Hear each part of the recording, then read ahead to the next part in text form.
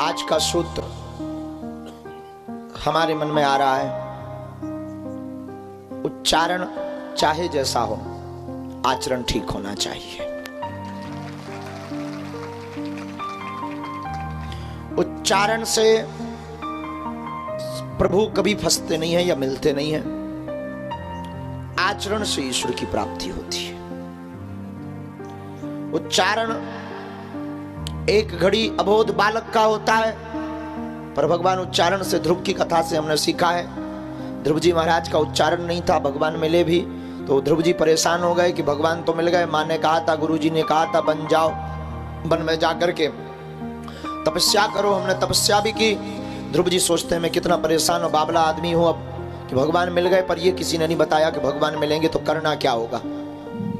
विचार कर ही रहे थे कि भगवान पहचान गए तो भगवान ने अपने शंख को कपोलों से लगा दिया।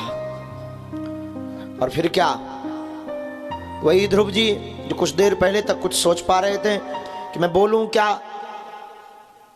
वेद वेदांग से परिपूर्ण हो गए और उनके उच्चारण इतने शुद्ध हो गए कि आज भी ध्रुव स्तुति श्रीमद् भागवत कथा में गाई जाती है। नन्हा सा 5 वर्ष का बालक भला क्या स्तुति की होगी। तो क्षमा करना, रात्रि काल में बैठे आज के पागल जितने भी युवान बैठे, तुम्हारी जिंदगी में यह सूत्र बहुत काम आएगा। और कोई भी हो, जरूरी नहीं कि उम्र के लिए तुम युवान हो, उम्र भले ही 55 की हो पर मन बचपन का रखना चाहिए।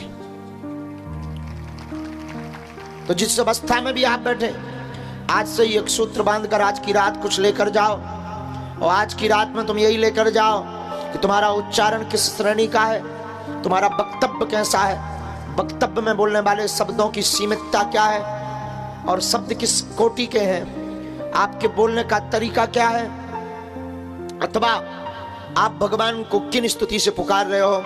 वेद वेदांग निष्ठ स्तुति है, संस्कृत निष्ठ स्तुति है, अथवा फिर त्रुटि पूर्वक स्तुति है, या आप हिंदी में स्तुति गा रहे हो अथवा आप अंग्रेजी में स्तुति गा रहे हो। याद रखना, ईश्वर आपकी भाषा नहीं, आपका भाव पड़ता है।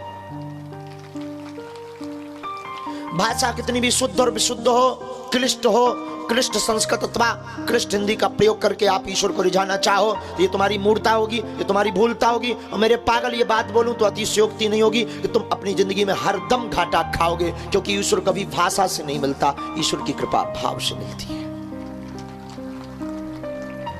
भाषा आपकी कितनी शुद्ध है, ईश्वर पर इसका कोई प्रभाव नहीं है। आप कितने बड़े बड़े मंत्र पढ़ के जानते हो, ईश्वर को इससे लेना देना भी नहीं है।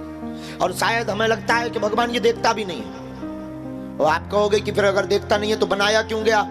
क्षमा कीजिएगा, मंदिर की मूर्ति जो बनाई गई है वो तुम्हारे लिए बनाई गई है। ईश्वर तो सब जगह है, तुम्हारे लिए मंदिर की मूर्ति बनाई गई है ताकि तुम निराकार ब्रह्म में नहीं टिक सकते तो उस मंदिर की मूर्ति में पहले ब्रह्म को देखो, पर अपने मन के अंदर ब्रह्म को देखो।